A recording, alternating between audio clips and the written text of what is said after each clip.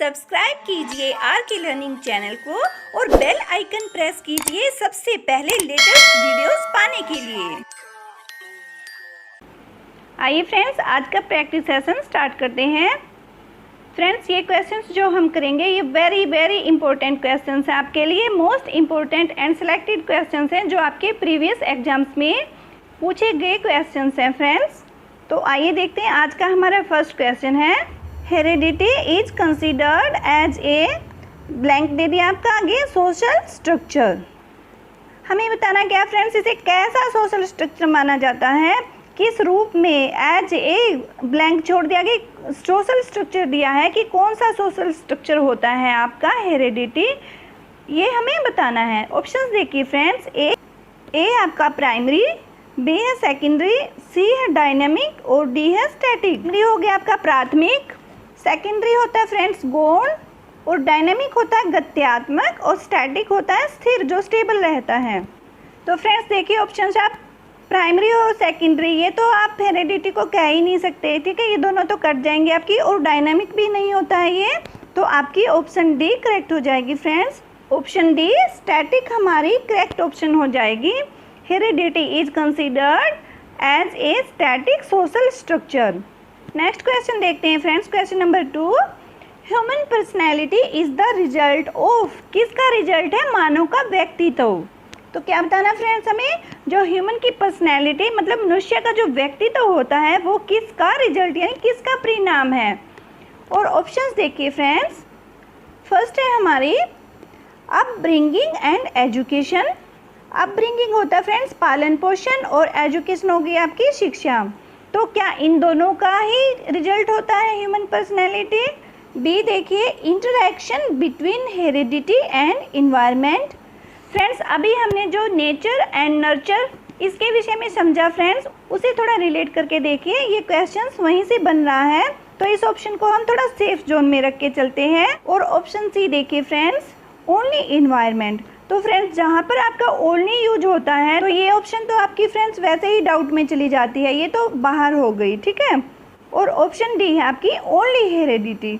तो फ्रेंड्स केवल वंशानुक्रम यानी आपकी अनुवांशिकता से ही आपकी ह्यूमन पर्सनैलिटी बनती है, तो ये चीज़ भी गलत हो जाएगी। क्योंकि फ्रेंड्स अभी हमने जाना कि जो बालक का विकास या मनुष्य का विकास होता है वो सबका मिला जुला रूप होता है, तो ओनली तो आपका यूज होगा ही नहीं यहाँ पे, ना ओनली हेरिडिटी आएगा और ना ही ओनली इन्वायरमेंट आएगा, ठीक है, ये दोनों आपके रॉन्ग हो जाएंगे।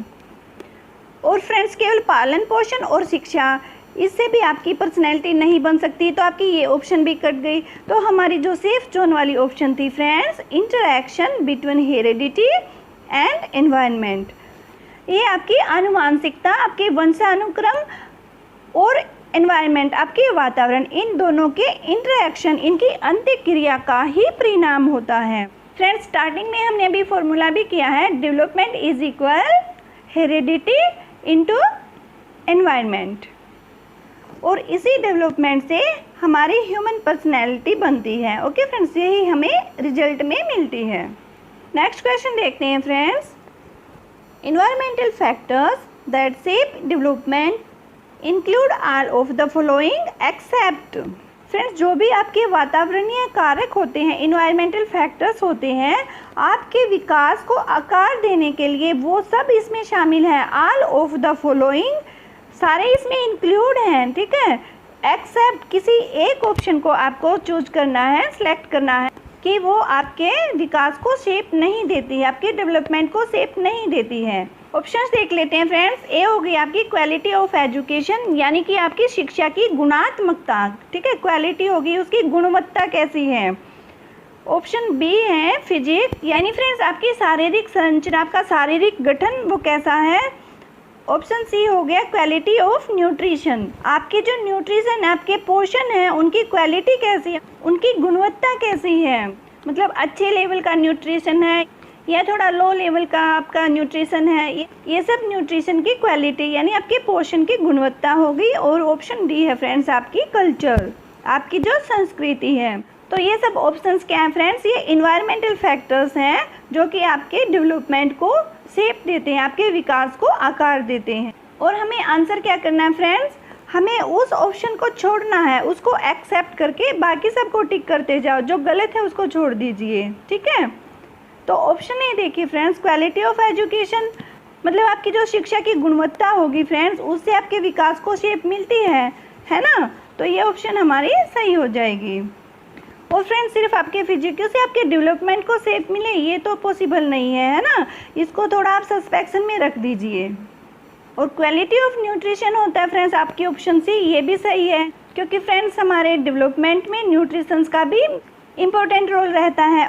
और हमारी कल्चर, ये भी हमारी डेवलपमेंट को शेप देती है।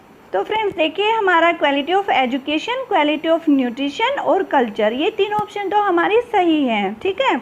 और ऑप्शन बी है जो आपकी केवल शारीरिक संरचना, केवल आपका शारीरिक गठन, वो आपके डेवलपमेंट को कोई शेप नहीं देता है, ठीक है ना, क्योंकि विकास के लिए तो आपके सब एनवायरमेंटल जो फैक्टर्स होते हैं उन सब का रोल रहता है। फ्रेंड्स हमारी ये ऑप्शन कट जाएगी।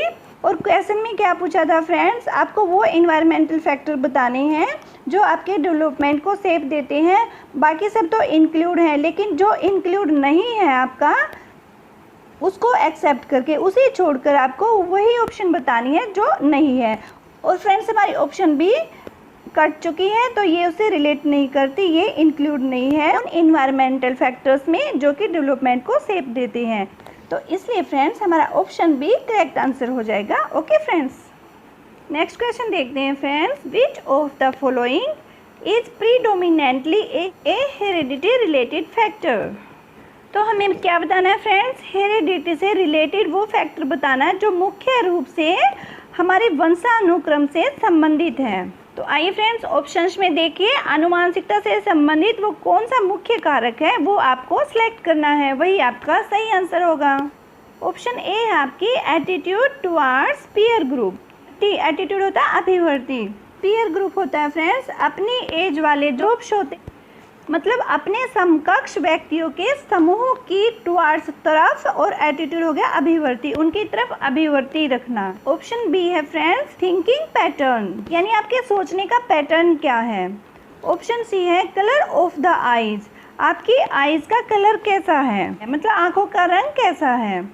और ऑप्शन डी है friends participation in social activities, मतलब फ्रेंड्स आप पार्टिसिपेशन करते हैं सोशल एक्टिविटीज़ में, मतलब सामाजिक गतिविधियों में आपकी भागीदारिता रहती है। ये आपकी ऑप्शन 4 हो गई। क्वेश्चन में क्या पूछा फ्रेंड्स, देखिए आपको वो ऑप्शन बतानी है जो प्रीडोमिनेंटली मुख्य रूप से हेरिडिटी से रिलेटेड होती है, और वंशानुक्रम यानी आपकी आनुवांशिकता से रिलेटेड क्या चीज़ है फ्रेंड्स, आप सिलेक्ट कर लीजिए। देखिए आपका जो पीयर ग्रुप है उसकी तरफ एटीट्यूड होना, इसे हेरिडिटी का कोई लेना देना नहीं, ठीक है। और थिंकिंग पैटर्न है फ्रेंड्स, ये आपकी मेंटल क्वालिफिकेशन से रिलेटेड हो गया, ठीक है। ऑप्शन सी है फ्रेंड्स आपकी कलर ऑफ द आईज, तो आपका ये पॉसिबल हो सकता है क्योंकि फ्रेंड्स हेरिडिटी में हमारे जो पेरेंट्स का फिजिकल स्ट्रक्चर होता है उसका बालक के ऊपर भी इफेक्ट रहता है, तो ये पॉसिबल है। एंड फोर्थ ऑप्शन आपकी फ्रेंड्स की सामाजिक गतिविधियों में आप भागीदारिता करते हैं, सोशल एक्टिविटीज़ में आप पार्टिसिपेट करते हैं, तो फ्रेंड्स हेरिडिटी से इसका भी कोई रिलेशन नहीं है, तो फ्रेंड्स ये भी हेरिडिटी से रिलेटेड फैक्टर नहीं है। ओके फ्रेंड्स, अब आप लोग बताइए कि हम सब ऑप्शंस को डिस्कस कर चुके हैं, तो इसका सही आंसर हो जाएगा option C colour of the eyes. हमारी जो आंखों का रंग होता है वो हेरिडिटी से रिलेटेड फैक्टर होता है। ओके फ्रेंड्स, और इसको हम प्रीडोमिनेंटली मुख्य रूप से जो संबंधित फैक्टर है उसमें काउंट कर सकते हैं। तो ऐसा कौन सा प्रीडोमिनेंटली फैक्टर है फ्रेंड्स जो हेरिडिटी से रिलेट करता है, हेरिडिटी से रिलेटेड है, हमारी ऑप्शन सी सही हो जाएगी कलर ऑफ द आईज। बालक की जो आंखों का रंग होता है वो प्रीडोमिनेंटली हेरिडिटी से रिलेटेड फैक्टर होता है। ओके फ्रेंड्स, नेक्स्ट क्वेश्चन देखते हैं फ्रेंड्स। ऐसे हमें कोई चीज़ बतानी है, plays a significant role in the development of personality. तो क्या बताना है फ्रेंड्स हमें, देखिए प्लेज ए सिग्निफिकेंट रोल, ऐसी चीज़ बतानी है जो कि एक महत्वपूर्ण रोल प्ले करती है किसमें, इन द डेवलपमेंट ऑफ पर्सनैलिटी, हमारे व्यक्तित्व के विकास में, यानी आपको व्यक्तित्व के विकास में महत्वपूर्ण भूमिका निभाने वाली कोई एक चीज़ बतानी है जो आपकी इन चारों ऑप्शंस में से कोई एक है। ओके फ्रेंड्स, ऑप्शंस देख लेते हैं फ्रेंड्स। ए है हमारा हेरिडिटी, यानी हो गई आपकी आनुवांशिकता, वंशानुक्रम। बी हो गया आपका एनवायरनमेंट, वातावरण। और ऑप्शन सी हो गई आपको a blend of heredity and environment. Blend होता है फ्रेंड्स किसी चीज़ का मिश्रण होना, मिक्सचर होना, यानी आपका हेरिडिटी और एनवायरनमेंट इन दोनों का मिश्रण होना। और ऑप्शन डी है फ्रेंड्स नंबर ऑफ एग्जामिनेशंस, परीक्षाओं की संख्या आपकी, कि कितनी ज़्यादा से ज़्यादा परीक्षा दे सकता है बच्चा, वो आपकी पर्सनैलिटी को डेवलप करता है। हमें इन ऑप्शंस में से सही ऑप्शन को सेलेक्ट करना है। और वो आप कैसे करेंगे, देखिए आपकी पर्सनैलिटी के डेवलपमेंट में सिग्निफिकेंट रोल प्ले करने वाली केवल आपकी हेरिडिटी तो नहीं हो सकती है ना फ्रेंड्स, तो आपकी ऑप्शन कट गई। और ओनली आपका इन्वायरमेंट ही आपकी पर्सनैलिटी को डेवलप करने वाला हो ऐसा भी पॉसिबल नहीं है, तो आपकी ये ऑप्शन भी कट गई। और यहाँ पर देखिए फ्रेंड्स दिया है a blend of heredity and environment, मतलब आपकी हेरिडिटी वंशानुक्रम, आनुवांशिकता और एनवायरनमेंट और वातावरण, इन दोनों का जो ब्लेंड होता है, जो मिश्रण होता है, इन दोनों का मिक्सचर जो स्वरूप है वो हमारी पर्सनैलिटी को डेवलप करने वाला है। तो फ्रेंड्स ये ऑप्शन आप सेफ जोन में रख सकते हैं। और ऑप्शन डी तो फ्रेंड्स आपकी बिल्कुल ही कट जाएगी, इसका कोई रिलेशन नहीं है, क्योंकि सिर्फ एग्जामिनेशंस के द्वारा ही हम किसी पर्सनैलिटी को डेवलप नहीं कर सकते, है ना। तो हमारी ऑप्शन सी जो है फ्रेंड्स वो बिल्कुल करेक्ट हो जाएगी, क्योंकि जो हेरिडिटी और इन्वायरमेंट इन दोनों का डीप इंटर रिलेशनशिप होता है और उन दोनों का मिक्सचर ही, इनका ब्लेंड ही जो होता है वो हमारी पर्सनैलिटी को डेवलप करने के लिए सिग्निफिकेंट रोल प्ले करता है। यानी व्यक्तित्व के विकास में वंशानुक्रम और वातावरण इन दोनों का संयुक्त रूप से महत्वपूर्ण रोल रहता है। तो हमारी ऑप्शन सी जो है वो बिल्कुल करेक्ट हो जाएगी। आइए फ्रेंड्स नेक्स्ट क्वेश्चन देखते हैं। In order to instil a positive environment in a primary class a teacher should. तो क्या बताना है फ्रेंड्स हमें, एक सकारात्मक वातावरण का निर्माण करने के लिए। और सकारात्मक वातावरण का निर्माण कहाँ पर करना है friends, in a primary class, एक प्राथमिक कक्षा में एक पॉजिटिव एनवायरनमेंट यानी सकारात्मक वातावरण को निर्माण करने के लिए, निर्मित करने के लिए ए टीचर शुड, एक अध्यापक को क्या करना चाहिए यह हमें बताना है। ऑप्शंस देखिए फ्रेंड्स, ए है हमारा wish each child in the morning, मतलब friends in the morning, morning में ईच चाइल्ड, हर एक चाइल्ड को विश करना चाहिए, ये आपकी होगी ऑप्शन ए। सेकंड ऑप्शन देखिए फ्रेंड्स, बी है नॉट डिस्क्रिमिनेट, उनमें कोई भेदभाव नहीं करना चाहिए, मतलब किसी तरह की विभेद की नीति नहीं बनानी चाहिए। And set the same goal for every child, और हर एक बच्चे के लिए टीचर को सेम गोल फिक्स करके चलना चाहिए, मतलब कि हर एक बच्चे के लिए उसे समान लक्ष्य का निर्धारण करना चाहिए, एक जैसे ही लक्ष्य को सुनिश्चित करना चाहिए। ये आपकी होगी ऑप्शन बी। ऑप्शन सी है friends, allow them to make groups on their on the basis of sociometry during group activities. Option C में हो गया फ्रेंड्स, जब आपकी ग्रुप एक्टिविटीज होती हैं उस पीरियड के दौरान सोशियोमेट्री जो होती है समाज समिति, ठीक है, उसके आधार पर उनको अलाउ करना, किस चीज़ के लिए, टू मेक ग्रुप्स, उन्हें अपने समूह बनाने के लिए टीचर को अनुमति देनी चाहिए। ओके फ्रेंड्स, तो ऑप्शन सी में क्या है आपका, सोशियोमेट्री के बेसिस पर ग्रुप एक्टिविटीज़ के दौरान एक टीचर को उनको अलाउ करना चाहिए, स्टूडेंट्स को उनके ग्रुप बनाने के लिए। ऑप्शन डी है friends, narrate stories with positive endings, और पॉजिटिव एंड वाली जो सकारात्मक अंत वाली हैं ऐसी कहानियाँ उन्हें बच्चों को सुनानी चाहिए, ये आपकी ऑप्शन डी में कहा गया है। तो फ्रेंड्स क्वेश्चन में क्या पूछा था कि प्राथमिक कक्षा में सकारात्मक वातावरण बनाने के लिए एक शिक्षक को क्या करना चाहिए। आप सबसे पहले क्वेश्चन को अच्छे से समझिएगा और फिर सारी ऑप्शंस को उसे रिलेट करके देखिएगा, आपका आंसर वहीं पर आपको मिल जाएगा। इन्हें कुछ रटने की ज़रूरत नहीं होती है फ्रेंड्स। बेसिकली फ्रेंड्स जो CDP आप पेडागोजी का जो सेक्शन है वो आपकी सिर्फ थिंकिंग पावर को चेक करने के लिए होता है। जब आपको क्वेश्चंस को सिचुएशन से रिलेट करना आ जाएगा तो आपके आंसर्स खुद ब खुद निकल आएंगे और आपके आंसर्स कभी रॉन्ग भी नहीं होंगे। तो फ्रेंड्स हमने यहाँ पर एक एक ऑप्शन को अच्छे से समझ लिया। अब क्वेश्चन के अकॉर्डिंग आप देखिए कि यहाँ पर राइट ऑप्शन कौन सी होगी।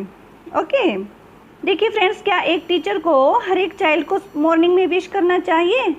नहीं ना, तो ये आपकी ऑप्शन कट गई। ठीक है, सेकंड ऑप्शन है फ्रेंड्स आपकी कि टीचर को डिस्क्रिमिनेट नहीं करना चाहिए, कोई भेदभाव नहीं करना चाहिए बच्चों में, and set the same goal for every child, और हर एक बच्चे के लिए सेम गोल फिक्स करने चाहिए, मतलब समान उद्देश्यों का निर्धारण करके चलना चाहिए। ठीक है, तो फ्रेंड्स ये थोड़ा पॉजिटिव हमें प्लस पॉइंट लगता है, इसे हम सेफ जोन में रख लेते हैं। ओके, और फ्रेंड्स ऑप्शन सी है आपकी कि ग्रुप एक्टिविटीज़ के दौरान उनको सोशियोमेट्री के बेसिस पर अलाउ कर दीजिए उनको ग्रुप बनाने के लिए। प्राइमरी क्लास में प्राइमरी टीचर को, मतलब प्राथमिक कक्षा में पॉजिटिव वातावरण के लिए ये ऐसी एक्टिविटीज़ तो पॉसिबल नहीं है। ठीक है, हमारी ये ऑप्शन भी कट जाएगी। ऑप्शन डी है आपकी narrate stories with positive endings, कि उसे सकारात्मक अंत वाली कहानियाँ सुनानी चाहिए। इससे क्या क्लास का जो वातावरण है वो पॉजिटिव सकारात्मक हो जाएगा?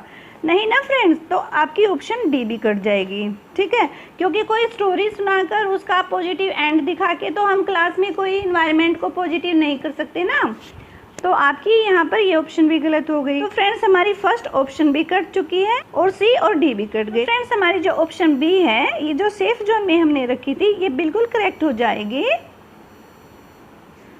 क्योंकि एक टीचर को कभी भी डिस्क्रिमिनेशन नहीं करना चाहिए, उसे बच्चों में भेदभाव नहीं करना चाहिए, या कोई जाति पाति के आधार पर, या कोई ज़्यादा प्यारा है या किसी को हम बिल्कुल ही नेगलेक्ट कर देते हैं, इस तरह की उसे कोई पॉलिसी नहीं अपनानी चाहिए। ठीक है, और हर एक बच्चे के लिए टीचर को सेम गोल फिक्स करने चाहिए, क्योंकि तभी वह अपनी पूरी क्लास का डेवलपमेंट करने में हेल्प कर सकता है। उसकी टीचिंग तभी प्रोग्रेसिव होगी जब वह हर एक बच्चे पर फोकस करके सब बच्चों के लिए सेम गोल फिक्स करते हुए किसी के साथ भी भेदभाव ना करे, डिस्क्रिमिनेशन की पॉलिसी को ना अपनाए। ओके फ्रेंड्स, तो हमारे क्वेश्चन 6 की सही ऑप्शन बी हो जाएगी कि पॉजिटिव एनवायरनमेंट को बनाने के लिए एक प्राइमरी क्लास में एक टीचर को क्या करना चाहिए, उसे डिस्क्रिमिनेशन नहीं करना चाहिए और उसे सेम गोल फिक्स करने चाहिए फॉर एवरी चाइल्ड, हर एक बच्चे के लिए। ओके फ्रेंड्स, नेक्स्ट क्वेश्चन देखिए friends, which of the following statements is true. आपको जो स्टेटमेंट दी हुई है इनमें से आपको ट्रू स्टेटमेंट्स को सिलेक्ट करना है फ्रेंड्स, और वही आपका आंसर होगा। ऑप्शंस देखिए फ्रेंड्स, ए ऑप्शन है genetic makeup impacts responsiveness of an individual two qualities of the environment. क्या कहा गया है फ्रेंड्स, देखिए जेनेटिक मेकअप यानी जो आपकी आनुवांशिक बनावट होती है किसी व्यक्ति की, एन इंडिविजुअल, ठीक है, वो इम्पैक्ट करती है, प्रभावित करती है। किसको प्रभावित करती है, किसको इम्पैक्ट करती है फ्रेंड्स, वो रिस्पॉन्सिवनेस को, जो आपकी प्रति उत्तरात्मकता होती है, ये हम कैसा रिस्पॉन्स करते हैं उसे, और two qualities of the environment, और जो वातावरण के प्रति हमारी गुणवत्ता होती है उसको। ठीक है फ्रेंड्स, कौन प्रभावित करती है, आपकी जेनेटिक मेकअप, आनुवांशिक बनावट, ये आपकी ऑप्शन ए है। ओके फ्रेंड्स, ऑप्शन बी देखिए friends, adoptive children possess same IQ as their adoptive siblings। इसमें क्या कहा है फ्रेंड्स, देखिए अडोप्टिव जो चिल्ड्रन होते हैं, मतलब गोद लिए हुए जो बच्चे होते हैं, ऐसे पेरेंट्स के बच्चे होते हैं कि उन्होंने उनको जन्म नहीं दिया है, कहीं और से अडोप्ट किया है, गोद लिया हुआ है, तो क्या कहा फ्रेंड्स, वो पोजेस करते हैं same IQ as their adoptive siblings, जो उनके अडोप्टिव दूसरे सिबलिंग्स मतलब भाई बहन होते हैं, जो उनके सहोदर होते हैं, कहते हैं कि उनका भी सेम IQ होगा। ये आपकी ऑप्शन बी में कहा गया है। ओके, और ऑप्शन सी है फ्रेंड्स आपकी, experience does not influence brain development. इसमें क्या कहा गया फ्रेंड्स, एक्सपीरियंस जो है डज नॉट इन्फ्लुएंस, एक्सपीरियंस होता है फ्रेंड्स आपका अनुभव, ठीक है, और क्या कहा है कि डज नॉट इन्फ्लुएंस, ये प्रभावित नहीं करता है किसको, ब्रेन डेवलपमेंट को, जो आपका ब्रेन का विकास होता है, मतलब आपके मस्तिष्क का विकास होता है, उसको आपका अनुभव प्रभावित नहीं करता है। ये आपकी ऑप्शन सी में कहा गया है। और फ्रेंड्स आपकी ऑप्शन डी है, intelligence remains unaffected by the schooling. इसमें कहा गया कि जो आपकी इंटेलिजेंस होती है, जो बुद्धि होती है, वो अनअफेक्टेड होती है, उस पर कोई प्रभाव नहीं होता, किसका, बाय द स्कूलिंग, विद्यालयीकरण होता है जो, मतलब स्कूलिंग जो होती है उसका कोई प्रभाव नहीं होता आपकी बुद्धि पर। ये आपकी ऑप्शन डी है फ्रेंड्स। ओके, तो फ्रेंड्स हमें क्या बताना है, देखिए हमें आंसर ट्रू का बताना है कि इसमें सच बात क्या है। तो फ्रेंड्स देखिए, आप ऑप्शंस देखिए। आप फ्रेंड्स जो आपकी ऑप्शन ए है उसमें तो कहा गया है कि आपकी जो जेनेटिक मेकअप होता है, जो आपकी अनुवांशिक बनावट होती है, प्रभावित करती है, इम्पैक्ट करती है। किसको प्रभावित करती है friends? Responsiveness of an individual, किसी व्यक्ति की जो प्रत्युत्तरात्मकता उत्तरात्मकता होती है, मतलब वो कैसा रिस्पॉन्स करता है उस सिचुएशन को, two qualities of the environment. और जो वातावरण की गुणवत्ता होती है, आपके परिवेश की गुणवत्ता होती है, उसके लिए भी आपकी आनुवंशिक जो संरचना होती है, जेनेटिक बनावट होती है, वो प्रभावित करती है। इसको हम सेफ जोन में रखेंगे फ्रेंड्स, ये क्योंकि प्लस पॉइंट है इसमें, है ना। और ऑप्शन बी देखिए friends, adoptive children possess same IQ as their adoptive siblings. Friends same IQ तो पॉसिबल नहीं हो सकता, है ना, चाहे वो अडॉप्टिव चिल्ड्रन है चाहे कैसे भी हैं, ठीक है फ्रेंड्स। ये सेम IQ वाली बात आपकी फॉल्स हो जाएगी, अनट्रू हो जाएगी, ओके। और ऑप्शन सी है आपकी कि एक्सपीरियंस इन्फ्लुएंस नहीं करता, अनुभव है जो आपका वो प्रभावित नहीं करता आपके दिमाग के, आपके मस्तिष्क के विकास को। तो फ्रेंड्स ये भी बिल्कुल गलत हो जाएगा, क्योंकि फ्रेंड्स एक्सपीरियंस से तो आपकी लर्निंग पावर, आपकी मेमोरी पावर डेवलप होती है, ओके। और ऑप्शन डी है friends, intelligence remains unaffected bye schooling. तो फ्रेंड्स ये तो बिल्कुल गलत कहा गया है, क्योंकि स्कूलिंग से आपकी इंटेलिजेंस तो बढ़ती ही है, ये तो हो नहीं सकता कि वह अनअफेक्टेड होती है। क्योंकि फ्रेंड्स जब आप स्कूल में होते हैं तो आप नई नई तरह की चीज़ें सीखते हैं, और नई चीज़ें सीखेंगे तो आपकी इंटेलिजेंस है जो वो इंक्रीज हो जाएगी, ओके। तो आपकी ये ऑप्शन गलत कही गई है, ये भी अनट्रू हो जाएगी। तो फ्रेंड्स हमारी ऑप्शन ए बिल्कुल करेक्ट हो जाएगी, क्योंकि फ्रेंड्स जो हमारी आनुवंशिक संरचना है, जो जेनेटिक हमारा मेकअप होता है, वो प्रभावित जरूर करता है किसी भी इंसान की रिस्पॉन्सिवनेस को और उसकी क्वालिटी ऑफ द इन्वायरमेंट, उसके जो परिवेश की गुणवत्ता होती है, उसका जो वातावरण होता है, उसकी क्वालिटी को इफेक्टेड जरूर करता है, ठीक है फ्रेंड्स। आपकी ऑप्शन ए सही हो जाएगी। नेक्स्ट क्वेश्चन देखते हैं फ्रेंड्स। देखिए आपका सीटेट दिसंबर 2018, सीटेट 2018 में फर्स्ट पेपर में पूछा गया क्वेश्चन है। यहाँ पर हम सिलेक्टेड क्वेश्चंस को ही कर रहे हैं फ्रेंड्स, ताकि आपका जो कंसेप्ट है वो क्वेश्चंस के जरिए अच्छे से क्लियर हो जाए, इसलिए फ्रेंड्स हम सिलेक्टेड क्वेश्चंस को ही कर रहे हैं, जो हमारे चैप्टर 2 हेरिडिटी एंड इन्वायरमेंट से रिलेटेड सिलेक्टेड क्वेश्चंस ही हैं, ओके फ्रेंड्स। इनको बार बार सीटेट में पूछा गया है, इसलिए हम इन्हीं की प्रैक्टिस कर रहे हैं, ताकि आपका जो कंसेप्ट है वो अच्छे से क्लियर हो सके। आइए फ्रेंड्स क्वेश्चन देखते हैं। Which one of the following statements is true about the role of heredity and environment. Friends आपको वो स्टेटमेंट बतानी है जो हेरिडिटी और इन्वायरमेंट के बारे में ट्रू है, जो आपकी आनुवंशिकता और वातावरण के बारे में सत्य कथन कहा गया है, वो आपको सिलेक्ट करके बताना है।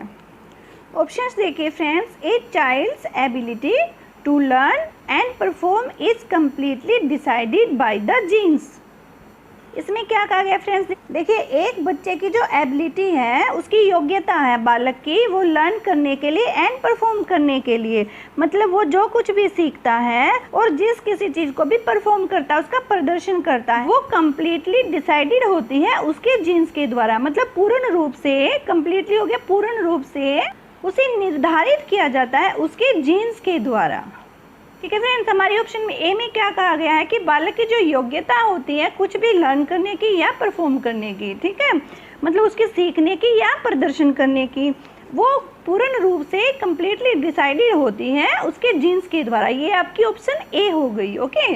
ऑप्शन बी है friends, good care and a nutritious diet can fight off any disorder a child is born with. इसमें क्या कहा गया फ्रेंड्स? एक गुड केयर मतलब अच्छी तरह से देखभाल करना, और एक न्यूट्रिशियस डाइट एक पौष्टिक आहार जो उसकी विटामिन मिनरल से भरपूर भोजन होता है, उसे हम न्यूट्रिशियस डाइट कहते हैं, ओके।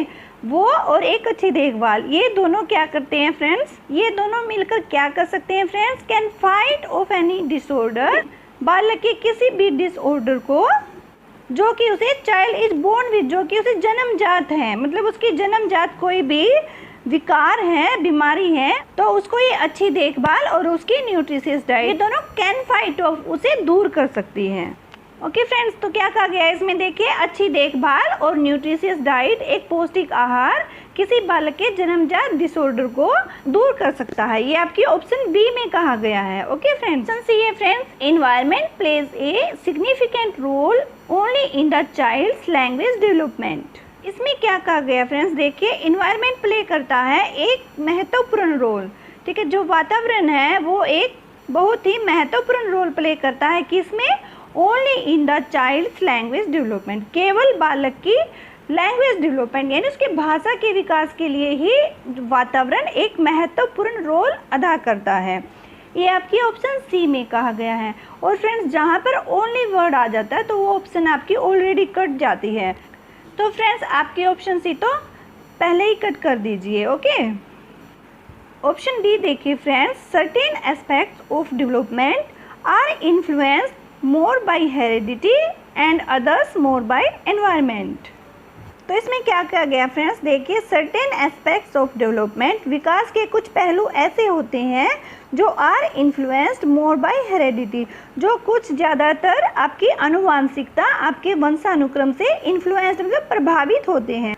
और आगे क्या कहा friends, others more by environment, और कुछ पहलू ऐसे होते हैं आपके विकास के जो आपके इन्वायरमेंट से इन्फ्लुएंस्ड होते हैं, मतलब आपके वातावरण से प्रभावित होते हैं, जो आपका प्रीवियस है वो उस पर प्रभाव डालता है। तो फ्रेंड्स आपके ऑप्शन डी में क्या कहा गया है कि आपके जो डेवलपमेंट के कुछ पहलू होते हैं, कुछ एस्पेक्ट्स होते हैं ह्यूमन पर्सनैलिटी में, कई चीज़ें ऐसी होती जो आपकी हेरिडिटी से ज़्यादा इन्फ्लुएंस्ड होती हैं, मतलब आपके वंशानुक्रम से प्रभावित होती हैं, और कुछ जो दूसरी होती हैं वो आपके इन्वायरमेंट से प्रभावित होती हैं। फ्रेंड्स आपकी ऑप्शन डी सेफ जोन में चली जाती है, क्योंकि यहाँ पर फ्रेंड्स किसी एक को ही मेन नहीं कहा गया है, ये हेरिडिटी और इन्वायरमेंट दोनों मिलकर ही उसका डेवलपमेंट कर रहे हैं। और फ्रेंड्स ये हम जानते हैं कि नेचर और नर्चर दोनों मिलकर ही पर्सनैलिटी का डेवलपमेंट करते हैं। अभी हमने चैप्टर की थ्योरी में भी ये सब किया है कि development is equal heredity into environment, मतलब आपका वंशानुक्रम,